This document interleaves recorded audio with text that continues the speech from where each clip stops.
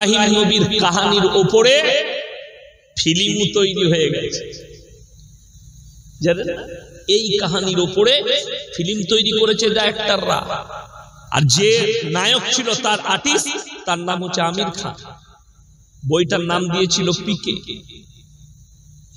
হ্যাঁ, ফিল্ম তৈরি হয়েছে, এখানে দেখানো হয়েছে সেম জিনিস, সেম।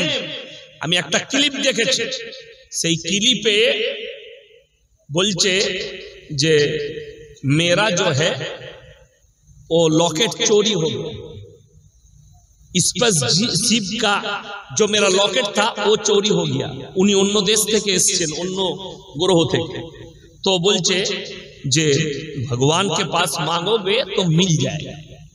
तो এই দেখলে ভাই ভগবান से मांगो, অনেক লোক তাকে বলবে। তো এই ফিল্মের মধ্যে সে গিয়ে একটা দোকান থেকে ঠাকুর কিনছে, ঠাকুর তাকে নামিয়ে বলছে भगवान हमको बड़ा भूख लगा है, कुछ तो दे दो। तो भिखारी के अनेक लोग भिक्षा देय, वो भिखारी लाइने बसे এটা চাইছে। তো একটা লোক তার হাতে সিঙ্গাড়া দিয়ে চলে গেল। কি বললাম? सिंगाड़ा। तो ये देख ले, अरे भगवान ने तो हमारे बात सुन ली, मैंने मांगा और भगवान ने हमारे हाथ में सिंगाड़ा दे दिया, समोसा, ये तो बड़ी अच्छी बात है। तो काम होने लगा। एरपरे नामिए बोलছে भगवान मेरा रिमोटिया दे दो, स्पेसशिप का रिमोटिया दे दो। তারপরে দুই তিনবার বলার পরে কাজ হলো না। এইটাকে নিয়ে গিয়ে তার দোকানে, যে দোকানির কাছে কিনেছে, তাকে বলছে भैया ये तुम्हारा भगवान हुआ काम नहीं कर रहा है, देखो तो कोई डिफेक्ट है। बोले भाई हम डिफेक्ट चीज नहीं बनाते, हम डिफेक्ट मैन्युफैक्चरिंग डिफेक्ट हम नहीं बनाते। बोले ये भगवान को आपने बनाया? बोले हाँ मैंने अपने हाथ से बनाया। बोले तुमको भगवान ने बनाया कि तुमने अपने हाथ से बनाया? भगवान इब्राहिम अलैहिस्सलातु वस्सलाम बोलলেন হে আমার আব্বাজি, আপনি নিজের রবকে নিজের হাতে তৈরি করছেন। ইব্রাহিম নবী এই কাজটাই করেছিলেন। একটা মূর্তি ধরে ওর বাপে ছুঁড়ে ফেলালো, চূর্ণ চূর্ণ হয়ে গেল। বললে শুনেলেন যে আপনার কথা শুনতে পাই না, যে আপনার কোনো উপকার করতে পারে না, যার নিজস্ব কোনো ক্ষমতা নাই, হে আমার আব্বা তুমি একে রব হিসাবে মেনেছো, দেখে নাও চূর্ণ বিচূর্ণ হয়ে গেল। ইব্রাহিম নবী আব্বা বললেন हमारे रब के बारे में दूसरी मर्तबा अगर कहा तो तुमको मर्डर किया जाएगा, पत्थर से मार दिया जाएगा। দাওয়াত কবুল করলেন। রিওয়ায়েতে আছে কিয়ামতের দিনে ইব্রাহিম নবীকে যখন আগুনে নিক্ষেপ করা হচ্ছে নমরুদ, ইব্রাহিম নবীর আব্বাজান বললে হে আমার পুত্র ইব্রাহিম তুমি আমাদের রবকে মেনে নাও, আমি নমরুদকে অনুরোধ করব তোমাকে ছেড়ে দিবে। কেন? ইব্রাহিম নবী যখন চোখের পানি ফেলিয়েছে, আল্লাহর কাছে মনে মনে দোয়া চেয়েছে, আল্লাহ এই জালিমের হাত থেকে তুমি হেফাজত করো, এর অগ্নি থেকে তুমি হেফাজত করো, আমাকে চিতায় নিক্ষেপ করা হবে। ইব্রাহিম আলাইহিস সালাতু ওয়াস সালামের বাপ তিনি মনে করেছেন আমার সন্তানকে আগুনে ফেলা হবে। ইব্রাহিম নবীর বাপের চোখে পানি। ইব্রাহিম নবী বললেন হে আমার আব্বাজান আল্লাহর কসম করে বলছি তোমার নমরুদের আগুনের ভয়ে আমার চোখে পানি বের হয়নি, আমার চোখে পানি এসেছে। আমি চিন্তা করছি কিয়ামতের দিনে আমার আল্লাহ আপনার সঙ্গে কি ব্যবহার করবে। ইব্রাহিম নবী বললেন ওই জন্য আমার চোখে পানি। বলে এক্ষুনি একে আগুনে নিক্ষেপ করো। আমার আল্লাহ রাব্বুল আলামিন আগুনের উপরে হুকুম জারি করলেন, কুল্লা ইয়া নারু কুনি বারদাও ওয়া সালামান আলা ইব্রাহিম, হে আগুন তুমি ক্ষান্ত হও, আমার ইব্রাহিমের শরীরের একটা পশম জ্বালাবার ক্ষমতা তোমার নাই। জোরে বলুন সুবহানাল্লাহ। আল্লাহ মৃত্যু দিলেন নমরুদকে, একটা খোঁড়া মশাকে আল্লাহ হুকুম দিলে নাকে ঢোক আর ব্রেনে কামড়া। তার প্রজাতিকে বললে জুতো করে আমার মাথায় বাড়ি মারি। জুতো, তখনকার জুতো হচ্ছে খড়ম, কাঠের তলাটা, সেই কাঠের উপরে ফিতে লাগানো থাকতো। নবীজি সাল্লাল্লাহু আলাইহি সাল্লামের জামানাতেও খড়ম ছিল। মরুভূমিতে কাঠের উপরে চলতো যাতে পা গুলো জ্বলে না যায়। এই খড়মের দ্বারা তার প্রজারা তাকে জুতো মেরে মেরে তাকে মৃত্যু দিয়েছে। আল্লাহ জিল্লাতের মৃত্যু দান করেছে। বর্তমান সময়ে আল্লাহ কঠিন একটা আযাব দেখিয়েছে পৃথিবীর বুকে। যে নিজেকে বলছে আমি সুপার পাওয়ার, যার কাছে 4428টা পরমাণু বোমা আছে, কয়েক লক্ষ সেনা, কয়েক হাজার যুদ্ধ বিমান, কয়েক হাজার তার কাছে ড্রোন আছে, কয়েক লাখ সেনা আছে। আল্লাহর একটা চিঙ্গারি গোটা ক্যালিফোর্নিয়া জঙ্গল থেকে শুরু করে শহরতলি, লস অ্যাঞ্জেলেস, হলিউড, দামি দামি বাড়ি, ৭৫,০০০ সেনা খালি আগুন লিবাতে লেগেছে। তারা হুঁটো গেড়ে দিয়েছে কুদরতের বালার কাছে। একটার পর একটা বিল্ডিং জ্বলে গলে নেমে যাচ্ছে। সেখানে সব থেকে দামি বিল্ডিং যেটা পুড়েছে, হলিউডের একটা অ্যাক্টরের, সেটার খরচ হচ্ছে ১২,০০০ কোটি। একটা বাড়ির খরচ কত বললাম? ১২,০০০ কোটি। তারা সমীক্ষা দিয়েছে যে অনুমানিক কত লস হয়েছে, কতগুলো ক্ষতি হয়েছে, ১৩,০০,০০০ কোটি টাকা। আল্লাহ বললেন, যারা ডোনাল্ড ট্রাম্প ১ সপ্তাহ আগে কি বলেছিল জানেন? ভোটে জিতে আমি যেদিনে শপথ নেব, সর্বপ্রথম ফিলিস্তিন আর গাজাকে জাহান্নাম বানাবো। আল্লাহ তাকে শপথ নেবার আগে জাহান্নামের নাজারা দেখিয়েছে। এটার নাম হচ্ছে কুদরত। পৃথিবীর যে যাই হোক, আল্লাহর কসম করে বলছে, আল্লাহ তাকে দুর্বল করেছে। আমি ইয়াসিন স্টেজে বসে আছি, আমারও দুর্বলতা আছে, হয় শারীরিক, সাংসারিক, পারিবারিক, সামাজিক, যে কোনো দুর্বলতা আল্লাহ দিয়েছে। যতগুলো ব্যক্তি এখানে বসে আছে, কোনো বাপের বেটা নেই যে তার দুর্বলতা নেই।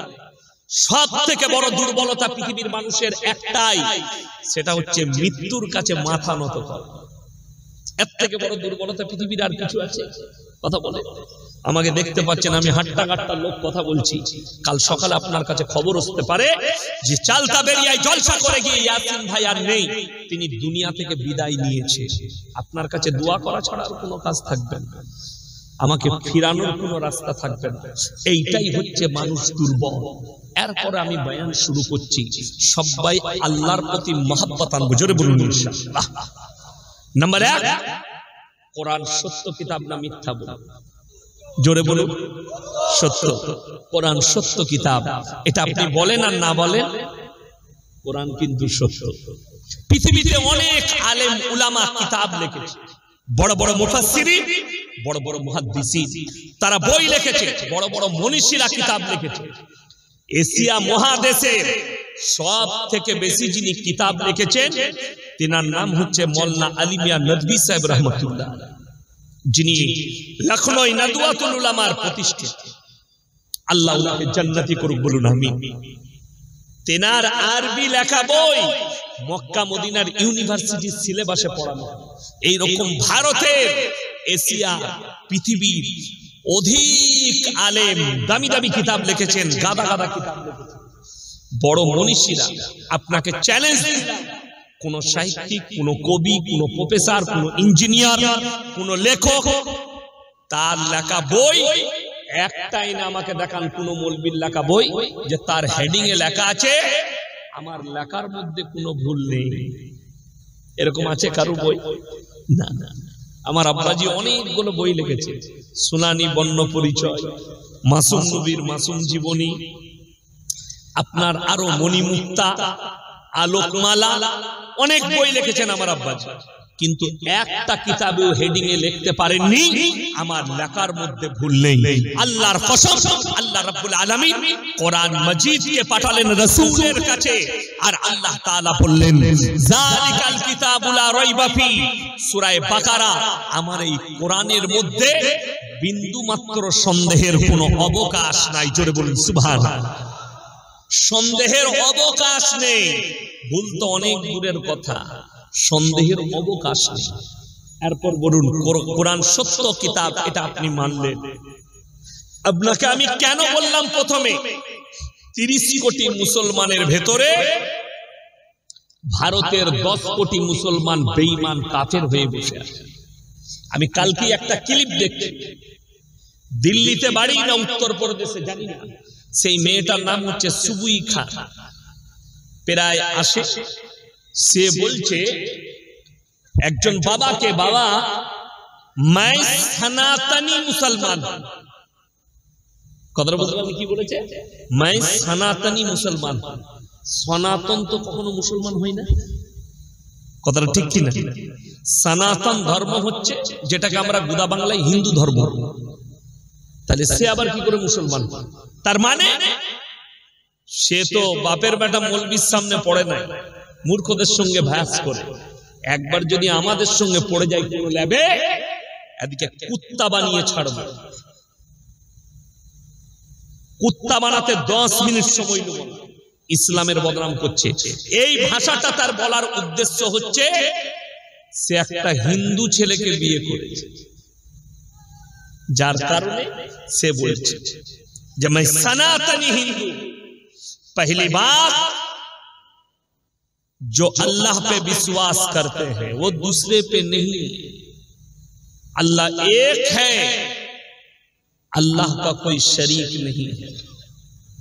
যে বিশ্বাস রাখবে এক আল্লাহ, এইটাই হচ্ছে মুমিনদের 1 নম্বর আখলাক। আল্লাহর উপরে প্রকৃত বিশ্বাস। সবাই আনবেন, জোরে বলুন ইনশাআল্লাহ। কোরআন সত্য কিতাব বলছে, আমি বলে যাচ্ছি। যখন বিশ্বাস করলেন এ আমার চালতা বেরিয়ার ভাইরা, তাইলে জানতে হবে সুদ খাওয়া হারাম না হালাল? কথা বলে না হারাম। তাইলে আপনার এলাকায় একটাও সুদখোর নাই মুসলিমদের মধ্যে। কথাটা বুঝতে পেরেছেন না পারেন? এখানে কে কথা বলছে পেছনে?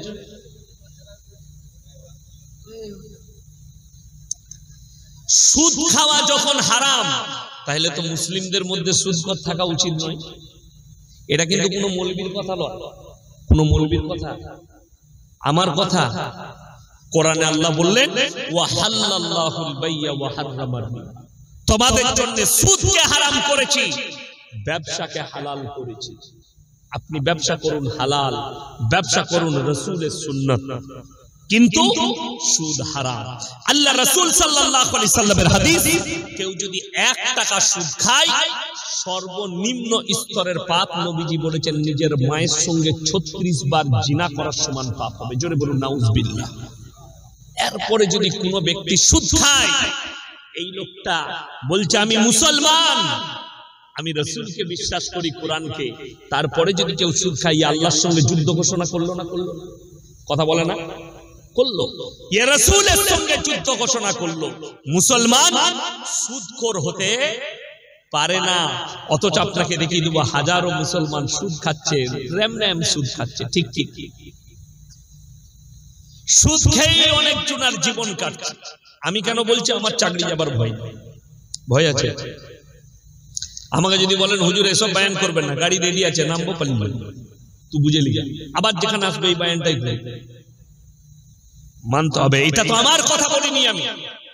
ইমাম সাহেব জুম্মায় বায়ান করে দিলে তার চাকরি চলে যায়। সুদখোর মাল কটা তার পেছনে লাগে, একে তাড়া মসজিদে রাখা যাবে। ঠিক বললাম না ভুল বললাম? কষ্টের বিষয়, দুঃখের বিষয় যে ইমামরা হক বলতে পাই না, আপনারা তাড়িয়ে দেন। 1 নম্বর গেল। 2 নম্বর, মদ খাওয়া হারাম না হালাল? কথা বলে হারাম। মুসলমান তাহলে এখানে মদ কেউ খায় না। আমি আপনাকে বলবো সব থেকে বেশি এখন বর্তমানে মদ পান করছে মুসলিমদের ছেলেরা।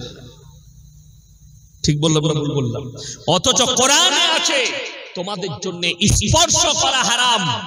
আপনাকে আমি দেখিয়ে দেবো। এই থানাটা কোন থানা? জয়নগর। জয়নগরের মুয়া বিখ্যাত। আমি একদিন ওই আপনার কুলতলি থানায় জলসা করে ফিরছিলাম জয়নগরের উপর দিয়ে। আমি রাতের বেলায় দোকান খোলা থাকে, কিনে নিয়ে গেলাম বাড়ির জন্য। আমার ভাই, আপনাকে আমি এই জয়নগর থানায় দেখিয়ে দেবো মুসলমান মদ খাচ্ছে, মুসলমান মদ বিক্রিও করছে। ঠিক বললাম না ভুল বললাম? অথচ সে জানে স্পর্শ করা হারাম। এরপরে এই লোক আল্লাহর সঙ্গে যুদ্ধ ঘোষণা করলো। এই লোক কি করে মুমিন থাকতে পারে? এই লোক কি করে রাসূলের উম্মত থাকতে পারে? আপনারা বিচার করবেন। দিয়ে গেলাম যে মদ বিক্রি করছে সে বিচার করবে। বড় কষ্টের বিষয়। আপনার ভাষাটা খুব তেতো মনে হবে, ইয়াসিন সাহেবের কথাটা তেতো মনে হবে। শুনেলেন বেঈমান কাফের, তাদের কথায় মধু মাখানো থাকে।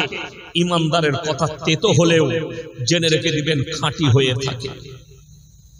যার কথায় মধু আছে জানবেন ওইটাই 1 নম্বর বিষ, মারাত্মক বিষ। আপনি দেখুন পৃথিবীতে যতগুলো হারাম কাজ আছে তার মধ্যে কিন্তু অনেক মौज মস্তি আছে, আছে না না? গান বাজনায় মौज মস্তি আছে না? আচ্ছা বলুন তো, ইজতেমা হয় না হয় না? হয় না? আচ্ছা মগরাহাটে ইজতেমা হয়, জেলা ইজতেমা হয়, সেখানে নাচ গান চলে, কথা বলে না? সেখানে কিন্তু একটাও মাতাল যায়, লটারিওয়ালা যায়, গাঁজাখোর যায়, যাবে না? কারা যায়? নামাজিরা যায়। সেখানে মौज মস্তি নাই, যাবে না। কিন্তু বাস্তব কথা বলছি, এই আজকে জলসা আপনারা এতগুলো মানুষ বসেছেন, আমি চ্যালেঞ্জ দিয়ে বললাম এটা যদি গানের স্টেজ হতো আপনার দূর দূরান্ত থেকে এখানে আর জায়গা থাকতো না। ঠিক বললাম না ভুল বললাম? কেন?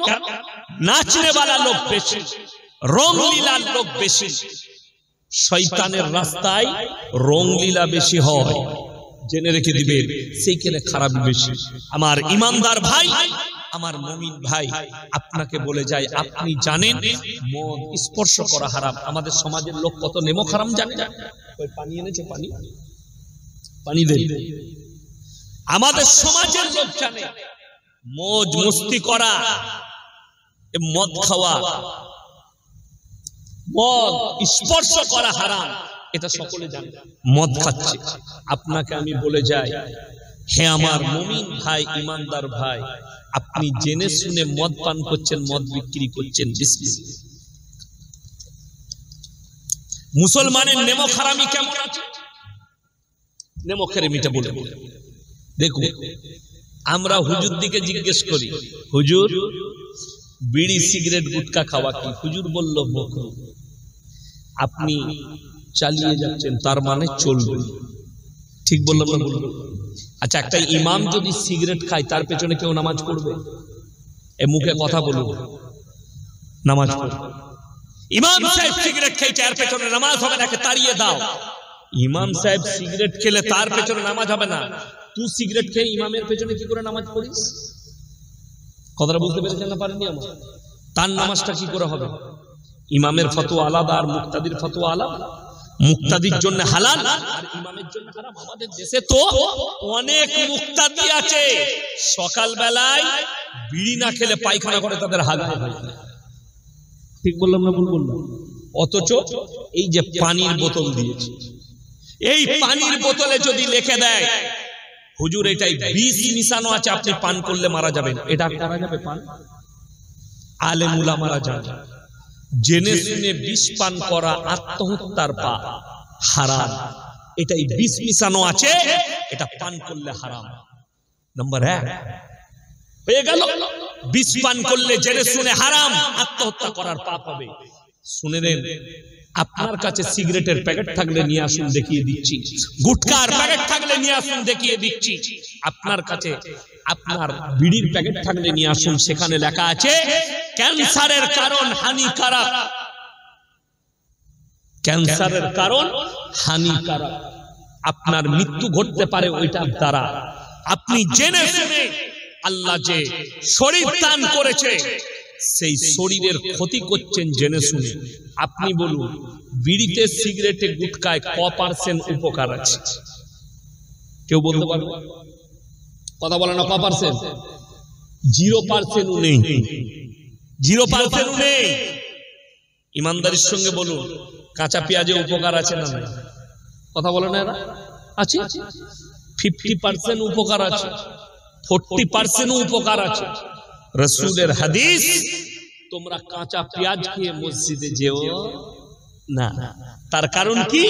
এর ব্যাখ্যা বিশ্লেষণ হচ্ছে রাসূল আকরাম সাল্লাল্লাহু আলাইহি সাল্লাম বললেন, তোমরা মুমিন ততক্ষণ হতে পারবে না যতক্ষণ পর্যন্ত তোমার কাছ থেকে তোমার প্রতিবেশী সুরক্ষিত, আপনার কাছ থেকে সুরক্ষা পেতে হবে। আপনি পাশে দাঁড়িয়েছেন, ইনি আছেন আমার পাশে, আমি যদি আমার শরীর থেকে কিংবা আমার মুখ থেকে দুর্গন্ধ বেরো, কষ্ট পাবে না? পাবে, পাবে। রাসূল নিষেধ করলে আপনি এই হাদিসটা আমল করলেন যে কাঁচা পেঁয়াজ খেয়ে মসজিদে যাওয়া যাবে না। ইমানদারির সঙ্গে বলুন, বিড়ি সিগারেট গুটখা খেলে আতরের মতো সেন করে, কথা বলে না, দুর্গন্ধ ছড়ায়। আর এই দুর্গন্ধের সব থেকে বেশি সময় সে কার কাছে কাটায়? নিজের বিবির কাছে। এশার নামাজ পড়ে বিবির বিছানায় শুলেন, 7 ঘন্টা 6 ঘন্টা আপনি বিবির বিছানায় থাকবেন, বিবি আপনার পাশে থাকবে। এরপর ভেবে দেখুন আপনার বিবি যে আপনার দুর্গন্ধে কষ্ট পাবে, এর হিসাবটাই কিয়ামতের দিন আপনি দিতে পারবেন। সে একজন মুমিনা, একদিকে আপনার স্ত্রী, একদিকে মুমিনা, তার যে জীবনের কষ্ট, মনের কষ্ট, এটার হিসেব আপনি আল্লাহর কাছে কিভাবে দিবেন? হুজুর মাকরু বলেছে, তার মানে আপনি ভেবে নিয়েছেন এটা ছাড়া যাবে না, তার মানে হালাল, খেয়েই যেতে হবে। এইটাই হচ্ছে সমাজের মেন্টালি প্রবলেম, যে যেটা হুজুরের জন্য হারাম করেছেন আপনারা নিজের জন্য হালাল করে নিয়েছেন। নাম্বার শুনেলেন, আমি খালি প্রমাণ দিচ্ছি মুসলমান কতটা বেঈমানি করে, সমাজকে কতটা বেঈমানির জায়গায় ঢুকিয়ে দিয়েছে, অথচ নিজেকে মুসলমান বলে তারা পরিচয় দেয়। শুনেলেন আমার ভাই, সুদ হারাম, মুসলমান সুদ খাচ্ছে। মদ হারাম, জেনে শুনে মুসলমান মদ খাচ্ছে। আপনি বিশ্বাস করুন, একটা অমুসলিম ভাই আপনার ধর্মকে এতটা রেসপেক্ট করে, আপনি নিজে করেন। আমি আর প্রমাণ পেয়েছি, প্রমাণ দেখেছি, মুর্শিদাবাদে দেখেছি।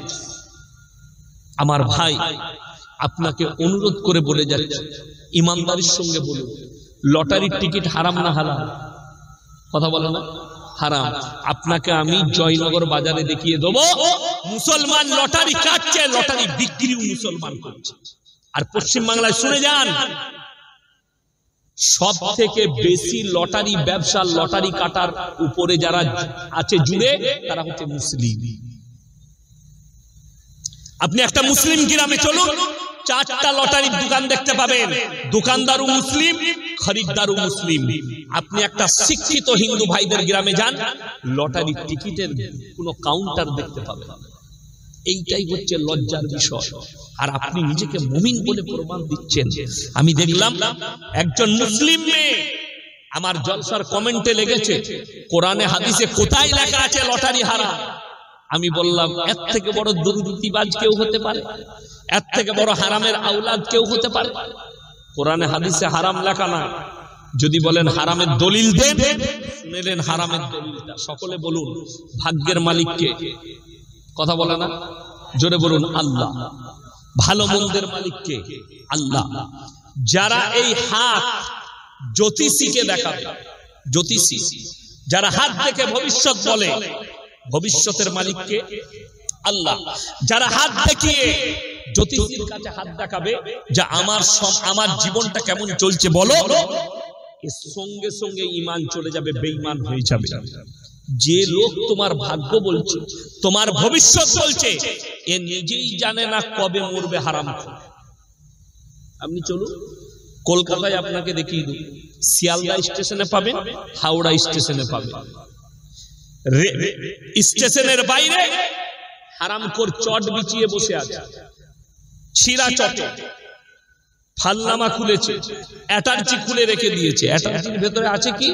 আংটির পাথর।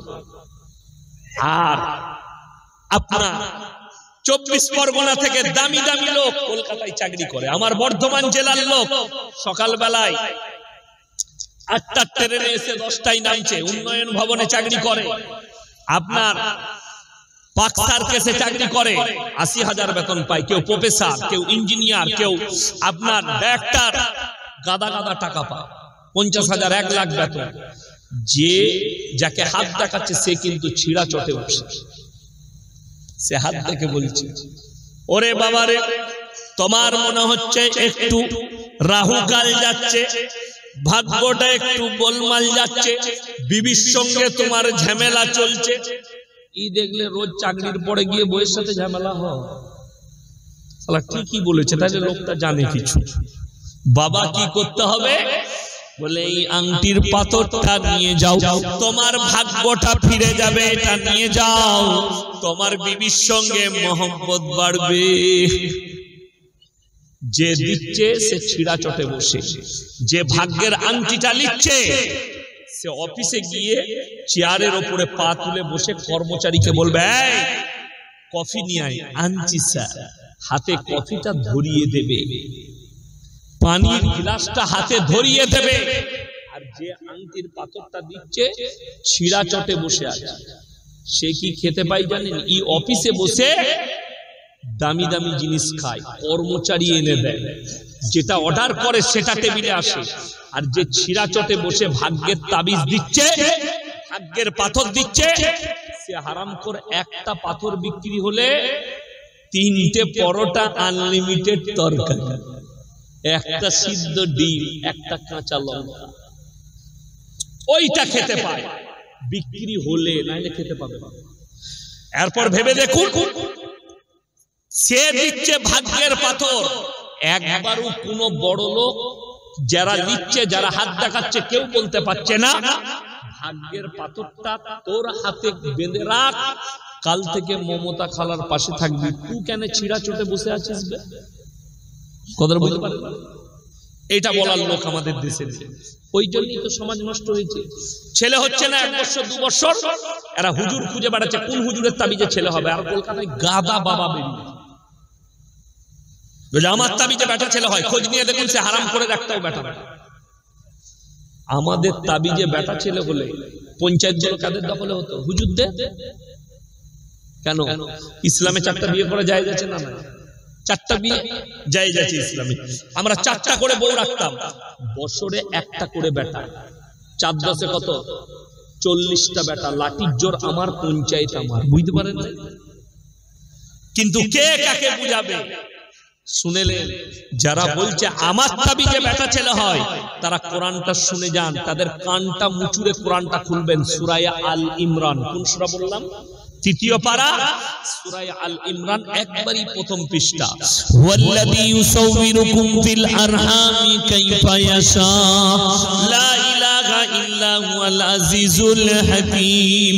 হে আমার নবী বলে দাও, পৃথিবীর মানুষকে বলে দাও, তোমরা তাদেরকে শুনিয়ে দাও, মায়ের গর্ভে বাচ্চা দান করি আমি আল্লাহ, আমার ইচ্ছা মতো দান করি, আমি কারো পরামর্শে কাজ করি না। কোরআন, আমি কারো পরামর্শে কাজ করি না, আমি আল্লাহ আমার ইচ্ছা মতো দান করি। এটা কোরআনের আদেশ। আমার ভাই, আমার আল্লাহওয়ালা ভাই, আপনি কার উপরে বিশ্বাস করতে রেখেছেন? লটারির টিকিট, সেটা কাগজ, আপনি বিশ্বাস করেছেন এত নম্বর ঘরটা আমার লাকি ঘর, এত নম্বরের টিকিট নিলে আমার ভাগ্যে টাকা পড়বে। হারাম, ঈমান চলে যাবে, আপনাকে কালমা পড়ে মুসলমান হতে হবে। এই জন্য লটারি হারাম, যে লটারির ওই কাগজের দ্বারা আপনি নিজের ভাগ্য পরীক্ষা করতে চাইছেন, আর ভাগ্যের মালিক হচ্ছে আল্লাহ। ওই জন্য লটারির টিকিট হারাম। আমার ভাই, যদি লটারির টিকিট হালাল হতো, আমরা মৌলবীরাও রোজ 1টা করে কাটতাম, যদি টাকা পড়ে যায়, টাকা পড়ে যায়। কিন্তু জানেন, আমাদের দেশে এমন মসজিদ আছে, আমি একটা জলসায় বলেছি, ভাই পাইকিরি নামাজ পড়বেন না, পাইকিরি আজান দিবেন।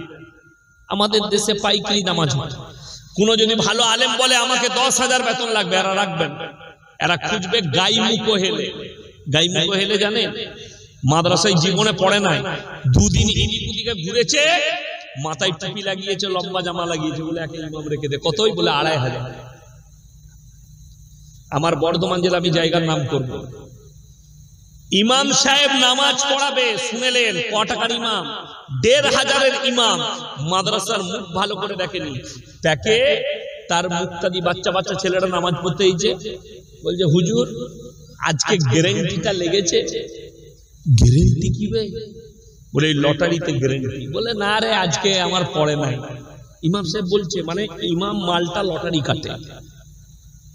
এটা আমি মিথ্যা কথা বলিনি, বাস্তব কথা বলছি। আমার বর্ধমান জেলায় কোন মসজিদের নাম করব না, রেকর্ডিং হচ্ছে, তারা আমাকে গালি দেয়, সেই ইমাম আমাকে গালি দেয়। 1,500 বেতন, লটারি কাটে, মানে সে মাল মৌলবি লয়, মাদ্রাসায় পড়ে। রেখেছে কেন? কোন রকম খালি মাথা ঠুকাল লেগে রেখেছে। তাদের আল্লাহর প্রতি বিশ্বাস আছে না মোহাব্বত আছে? আপনি ভেবে দেখুন, আপনার বিশ্বাস আর আকীদা কার উপরে দাঁড়িয়ে আছে? এরা বলছে মুসলমান, অথচ আপনি জানেন লটারি কাটা হারাম, সুদ খাওয়া হারাম, মদ খাওয়া হারাম। আজকে মুসলমান এই জায়গায় দাঁড়িয়ে কেন? তার মারাত্মক কারণ হচ্ছে সকলে আমরা জানি প্রত্যেকটা মুসলমান নরনারীর জন্য দ্বীনি শিক্ষা অর্জন করা ফরজ। আর আজকে মুসলমানের কাছে দ্বীনি শিক্ষা নেই। 100টা মুসলমানের মধ্যে 80 জনের কাছে দ্বীনি শিক্ষা না থাকার কারণে বেঈমান কাফেররা বাসা বেঁধেছে। শুধু এই সুদটা নয়, বেঈমান কাফেররা প্রত্যেকটা বাড়ি বাড়ি সুদ ঢুকিয়ে দিয়েছে।